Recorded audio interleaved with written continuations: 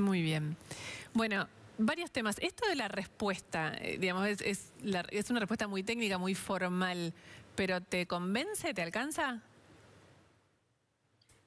Mira, hay un montón de cosas de las que dijo el jefe de gabinete que me parece que no terminan de resolver qué es lo que ha pasado con Pfizer.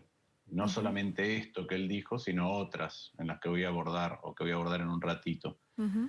En primer lugar, si el problema era la palabra negligencia y la responsabilidad patrimonial y el gobierno sabía eso, y eso era un obstáculo, lo podían salvar con otra ley o inclusive, tengo entendido, con un DNU. Sí.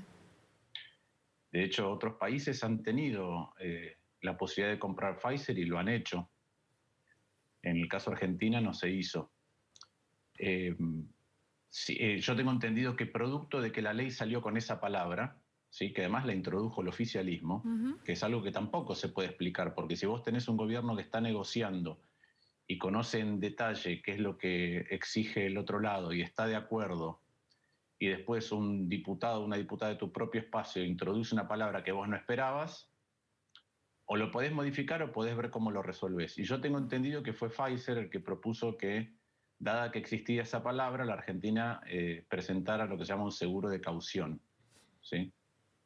Y a eso también la Argentina se negó, no entiendo muy bien por qué, pero a eso también se negó.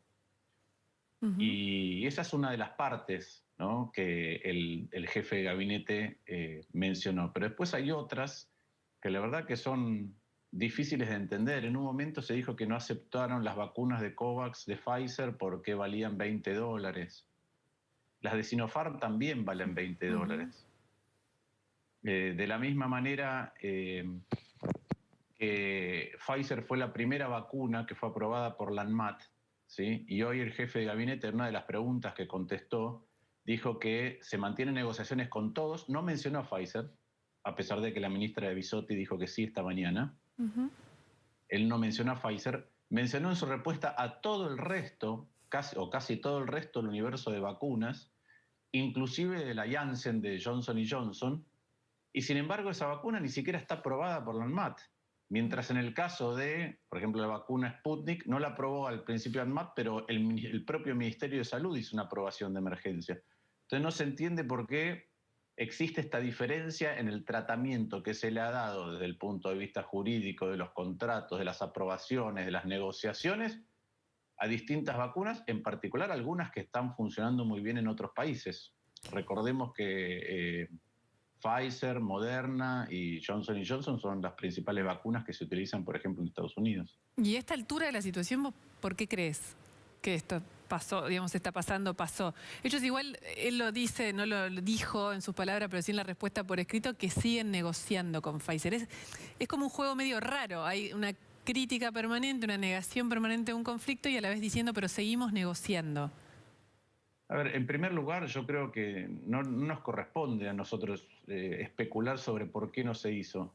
Me parece que lo que necesitamos es que, en todo caso, el gobierno responda más taxativamente y que todas las voces del gobierno digan lo mismo con respecto a la respuesta, Ujú. porque vemos respuestas distintas en distintos momentos de la línea de tiempo a lo largo de toda la negociación con Pfizer. Ujú. En segundo lugar, me parece muy importante que el gobierno tenga voluntad de seguir negociando con Pfizer y lo haga de manera inteligente, igual que con el resto de las vacunas. ¿Por qué? Porque cuando uno ve la producción global de vacunas, Pfizer es la vacuna que más se ha producido, ¿sí? Seguida de Sinovac. Ujú. Entonces nosotros, hay una diferencia muy importante entre las dos vacunas, además de la tecnológica, y es que Pfizer, en los lugares donde más se ha distribuido, en Estados Unidos y en Europa, ya la demanda, debido a los niveles de vacunación, empieza a reducirse. Y entonces la capacidad que tiene Pfizer de seguir produciendo vacunas y destinarla a otros países empieza a ser más grande. Esto no es así en el caso de Sinovac, que produjo mucho, pero ahora en China hay más demanda. No, y Entonces perdón, en China sumo, nace. Entonces eso quiere decir sí. que si uno quisiera negociar para asegurarse las vacunas a futuro, ¿sí?, debería seguir negociando y pronto, porque pensá que se van a producir alrededor de 9.000 millones de dosis en la segunda mitad de este año en el mundo. Ujú. Entonces hay que seguir negociando de manera importante y urgente.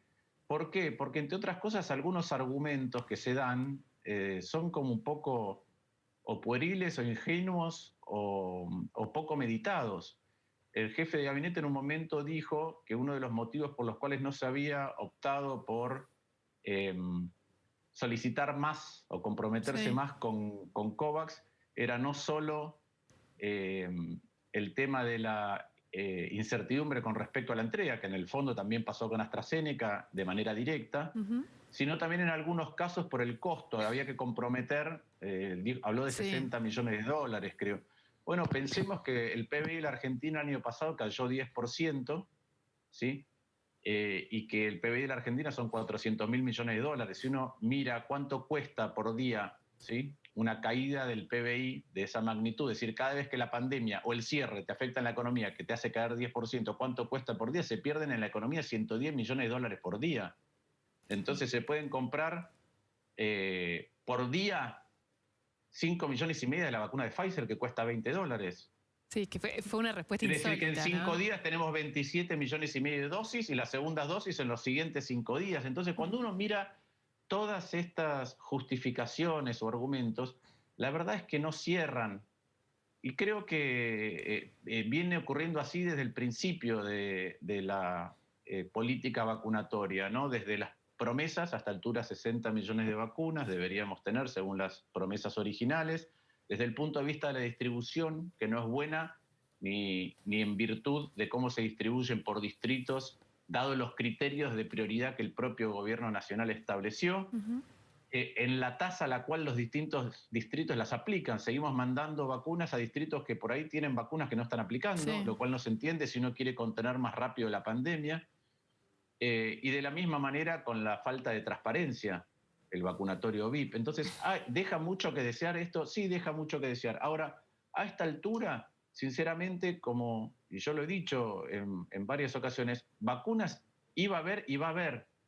Entonces, si compramos las mejores vacunas, si se pagaron lo que correspondía, si fuimos los más diligentes, lo vamos a ver con el tiempo cuando veamos cómo van protegiendo las vacunas que tenemos, ¿sí?, o las que nos Ujú. vamos procurando de esta enfermedad que ya se ha cobrado tantas víctimas desde el punto de vista sanitario, social, económico, etcétera. Lo vamos a ver con el tiempo.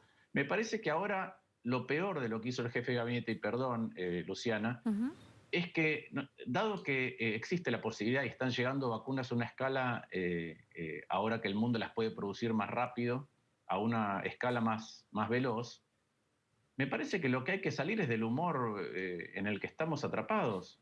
Y eso implica pensar colectivamente el futuro. Y yo creo que lo peor, más allá de las inexactitudes del jefe de gabinete, fue el nivel de agravio con el que empezó la charla, que hasta un propio senador que vota habitualmente con el oficialismo, que es Beretilnec, le marcó en su alocución el tono equivocado y agresivo que había tenido el jefe de gabinete. Yo creo que eso ocurrió desde el principio, fue muy irrespetuoso. Bueno, primero, porque hay un montón de gente que por ahí no lo vio, no lo escuchó, no lo supo. Escuchémoslo cortito al jefe de gabinete en estas frases que son lo que queremos preguntarte, ¿no? ¿Por qué y qué estaba buscando con esto? Porque en el medio de toda esta situación está metido un año electoral y es una combinación bastante perversa. Vamos a escucharlo. Hoy, sobre todo, nos despertamos con una obsesión sobre un laboratorio. Parecen más, a fin de cuentas, visitadores médicos que dirigentes políticos. Cuando el presidente, en síntesis, se la juega por salvar la vida de argentinos y argentinas, la oposición se juega la próxima elección y los medios se juegan el rating. Cada uno va a asumir sus responsabilidades. A fin de cuentas, todos vamos a tener que rendir cuentas. Cuando esta pesadilla termine, cada uno va a tener que hacerse cargo. Y se sabrá quiénes escucharon más a los encuestadores que a los epidemiólogos y a los enfermeros. Ahí estaba Santiago Cafiero, a lo que estábamos haciendo referencia hace un rato. ¿Qué fue eso? Sí, es parte primero de una falta de respeto cuando uno se dirige, el jefe de gabinete tiene que venir a informar sobre la marcha del gobierno, eso es lo que dice el artículo 101 de la Constitución, no tiene que venir a agredir, de hecho es para que haga su informe y le podamos hacer preguntas. Creo que a veces cuando se preparan para venir encuentran una frase que les parece ingeniosa, como lo de visitadores médicos, para chicanear, y después eso queda grabado de mala manera, porque la verdad que nosotros podíamos replicar lo siguiente: visitador médico es el que defiende un laboratorio. Argentina tendría que conseguir vacunas de todos los laboratorios posibles, y lo que se ve es que hay esfuerzos desparejos. En el caso de Pfizer no terminan de explicar por qué, y en el caso de Johnson Johnson no aprueban la vacuna. Entonces nosotros tendríamos derecho a preguntar eso. Ahora, ¿vale la pena enroscarse con ese tipo de discusiones? Yo creo que no, vale la pena concentrarse mucho más en cómo vamos a hacer para salir, ahora que las vacunas están llegando y que por lo menos parece que podemos dejar detrás lo peor de esta crisis que estamos viendo, como decía, sanitaria, económica y social. Y sin embargo, el jefe de gabinete elige un tono que no corresponde y ni siquiera abordar aquellas cuestiones que preocupan. Habla del presidente, yo creo que además tiene la tendencia Cafiero cada vez que va al Senado, en lugar de sentirse que está, no rindiendo examen, respondiendo preguntas de los senadores, sentirse que está rindiendo examen ante Cristina, y entonces elige ese tono, y a veces hasta mira para atrás. Hoy no estaba Cristina, pero a veces mira para atrás como para ver si logra o si está en el ánimo y en el registro discursivo correcto. Pero además dicen un montón de inexactitudes que no contribuyen a encontrar la solución al resto de las cosas que tenemos pendientes. En primer lugar, quiero remarcar algunas cosas. Cafiero se la pasó diciendo que es el presidente el que consigue vacunas y se las da a las provincias, igual que los respiradores. No es el presidente, es el Estado Nacional. Entonces ahí ya me parece que tenemos otra vez una confusión casi patrimonialista acerca de qué es lo que representa el Estado. Se consiguen las vacunas con los tributos que pagan los argentinos, ¿no? En segundo lugar, esto de si se hace política con las vacunas. La verdad que yo lo único que veo haciendo política con las vacunas, puede ser que hay discusiones sobre Pfizer, preguntas, sin respuesta, idas y vueltas, pero yo cada vez que veo a alguien que se saca una foto con una vacuna, que van a recibir, el propio Cafiero lo hizo, las vacunas al aeropuerto, Kicillof entrega en la provincia de Buenos Aires un folleto con una alocución de él o con un escrito de él cada vez que da una vacuna. Me parece que eso es hacer política con las vacunas, igual que los vacunatorios en lugares en lugares físicos de partidos, en agrupaciones políticas. ¿Te parece que las vacunas se convirtieron en un botín del lado que se lo mire, ¿no? Pero en una especie de botín simbólico de la campaña electoral que todavía no empezó? No, yo creo que el gobierno interpreta, y con buena justificación, que parte del humor electoral va a depender de cuál es el nivel y el estadio de vacunación en la Argentina. Y la verdad que yo deseo que el nivel de vacunación en la Argentina sea altísimo, y lo antes posible. El gobierno está mucho más nervioso con ese tema. En mi caso personal y muchos de nosotros lo que deseamos es que ocurra.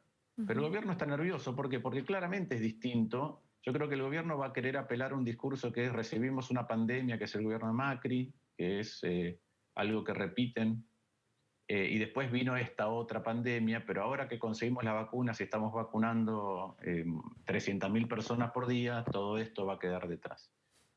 Y yo creo que en parte es cierto que el estado de ánimo, por lo menos por la gente que yo conozco que ha viajado a otro país donde el nivel de vacunación es más alto, que se nota una liberación, una pérdida de la angustia, a pesar de la mala situación en la que quedan los países, y Argentina es un caso extremo en esto, pero se nota un cambio en el estado de ánimo. Yo creo que el gobierno quiere que eso pase, y la verdad que yo también quiero que eso pase. Después tendremos que discutir cómo es que sigue la Argentina, y ahí es donde me parece que el diagnóstico que tiene el gobierno de sí mismo muchas veces y de la épica que encaran no es correcto. Y creo que hoy el jefe de gabinete también dio manifestaciones de eso, ¿no? No sé, yo veo eslóganes repetidos. Ustedes me han escuchado un montón de veces hablar, los problemas de Argentina son estructurales, vienen de hace mucho, fueron agravados en algunos casos, o también hay una herencia que dejó problemas. Cometió este gobierno también errores, y sobre eso vino la pandemia. Y es ahí, en ese estado de ánimo más post-pandemia, mirando los desafíos del futuro, que nosotros tenemos que abordarlo colectivamente. Ahora, es muy difícil abordarlo colectivamente si uno escucha permanentemente eslóganes o apelaciones épicas que no están sustentadas. No sé, hoy Cafiero hizo como una radiografía de dónde viene la deuda. Por ahí tiene que mirar los números de su propio gobierno. La deuda en este gobierno creció 15.600 millones de dólares, de los cuales 27% están denominados además en dólares, y eso a pesar de la renegociación. Uno mira la deuda del Banco Central, el ICMAS Pases, a fines del 2019 eran 1,1 billones. ¿Sí? Hoy son 3,8 billones y la cuenta de intereses mensual pasó de 50.000 millones a 100.000 millones por mes. O hizo apelaciones a los 90 y el neoliberalismo. Sí. Y con todo respeto, me parece que es una falta de consideración para con un senador que fue Carlos Menem, que estaba en la bancada de ellos. O el propio Parrilli, que fue miembro informante de la privatización de YPF y de las AFJP, es decir, de la empresa más grande de la Argentina y del sistema previsional. Como fue funcionario el presidente Alberto Fernández. Entonces digo, me parece que hay que salir de eso, de un eslogan que repite algo, y ver cuáles son los problemas con los que vamos a quedar y cómo los abordamos colectivamente.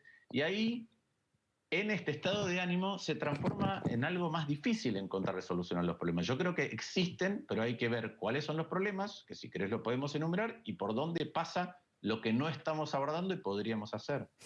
Ahora está Lucía Salinas, periodista invitado hoy con nosotros, que te quiere hacer una pregunta. Está Daniel Scioli, lo vamos a entrevistar en un ratito. Hay mucho para hablar de la situación en Brasil, también con las vacunas, también con la Copa América y también con su posibilidad política acá. Pero te decía, lo estás viendo en pantalla, y a Scioli te decía esto. Lucía Salinas te quiere hacer una pregunta. Lustó, ¿hay alguna explicación o alguna relación que pueda establecer sobre Argentina junto con Cuba, Venezuela, Nicaragua, que son los países en América Latina que no llegaron a hacer un acuerdo con Pfizer? Y también un poco vinculado a todo esto, si te sorprende que finalmente el plan de vacunación haya quedado tan teñido de sospechas y judicializado también. Mira, con respecto a lo primero, no quiero hacer especulaciones. Yo lo que digo es, me parece que en el caso de Pfizer, donde Argentina está claro que tuvo oportunidades de adquirirlas y no las adquirió y sigue habiendo como ruido, sería bueno para todos, creo que para el propio gobierno, explicar claramente, tener un discurso único y mostrar las cosas. Después, como dije, creo que ha habido tratamientos distintos desde el punto de vista del gobierno a posibilidades de vacunas distintas. Vuelvo con lo de AstraZeneca, Sputnik y Johnson & Johnson. Entonces, creo que lo más importante es ordenar esto a futuro, porque como dije, la posibilidad de conseguir vacunas a medida que el mundo produce más y tiene menos demanda, está. Pero también es cierto que hay muchos científicos que dicen que esto es que vamos a tener necesidad de ir revacunando cada 9 meses, 12 meses, etc. Entonces creo que hay que resolver estos problemas lo antes posible.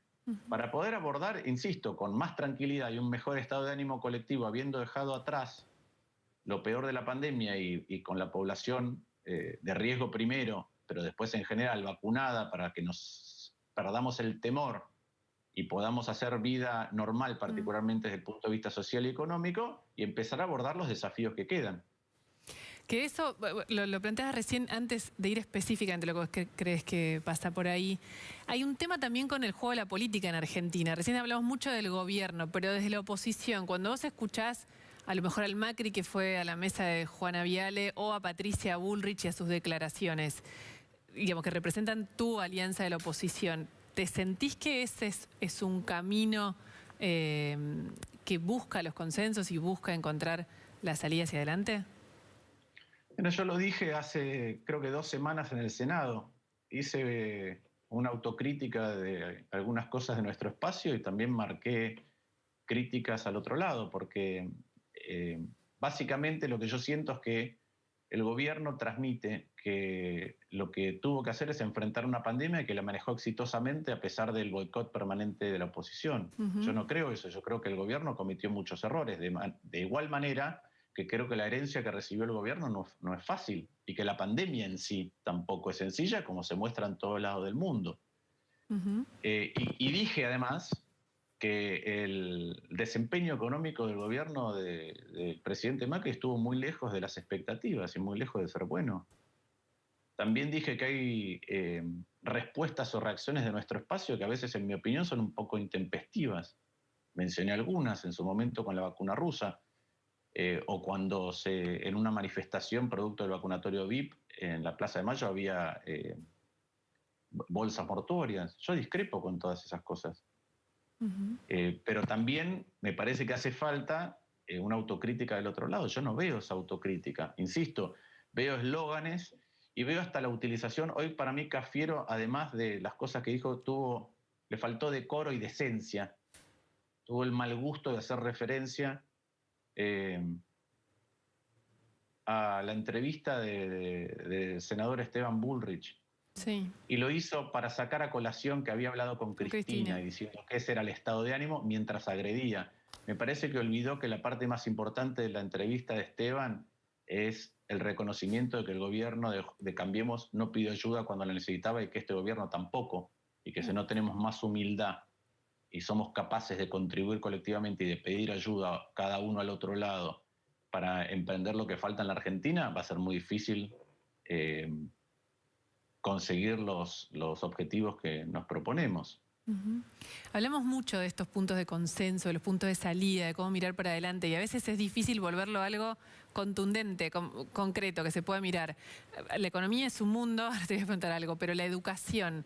En este momento, finalmente, frente al debate sobre las clases, hay distintos escenarios. Usemos ciudad y provincia solo para esta conversación. ¿Qué sentís vos a esta hora de la relación entre la pandemia, la evolución de la segunda ola y el estado de situación de las clases, y qué nos va a dejar eso y cómo vamos a salir de eso?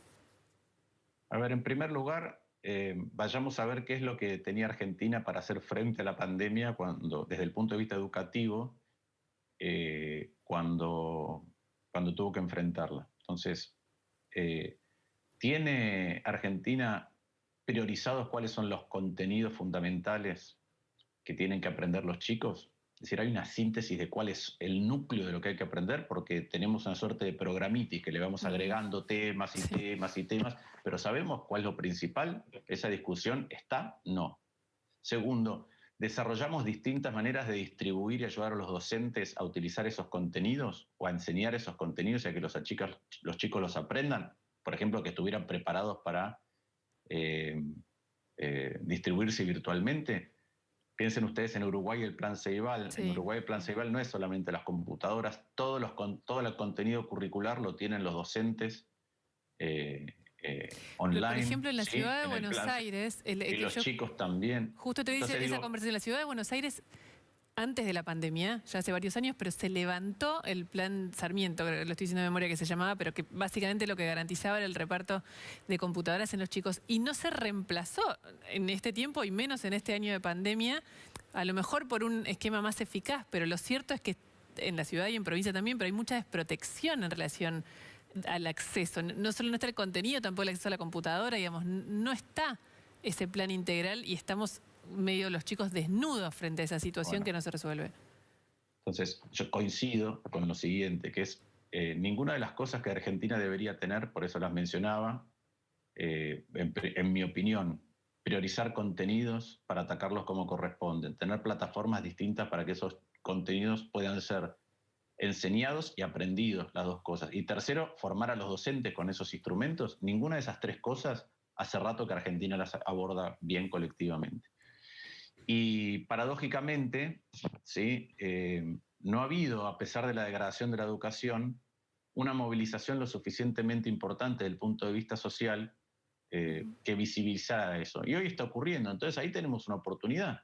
La oportunidad de discutir a partir de ahora cómo hacemos estas cosas. Yo no creo, sinceramente, que se trata de repartir computadoras. Como decía, el Plan Ceibal no es repartir computadoras. El otro día tuve un Zoom con una de las responsables del plan. Esa es la parte menos importante, porque de hecho la tecnología de las computadoras queda vieja, muy rápido. No, se rompen y es un lío mantener un sistema de reparación. Sí, pero lo más importante ahora, es cierto que hay una desigualdad muy grande dentro del sistema educativo, sí. de acceso a la tecnología, sí, que esto lo visibilizó más, sí, que lo tenemos que corregir, disminuir y eliminar, sí.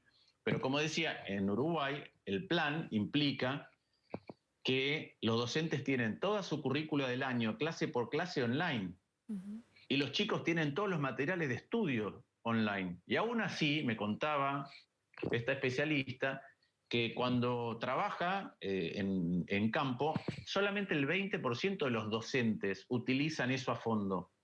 Entonces, un país que se preparó mejor pudo resolver mejor eso. Argentina hace rato que esa discusión de cómo un Estado que tiene cada vez más plata brinda mejores bienes y servicios a sus ciudadanos, esa discusión no se da.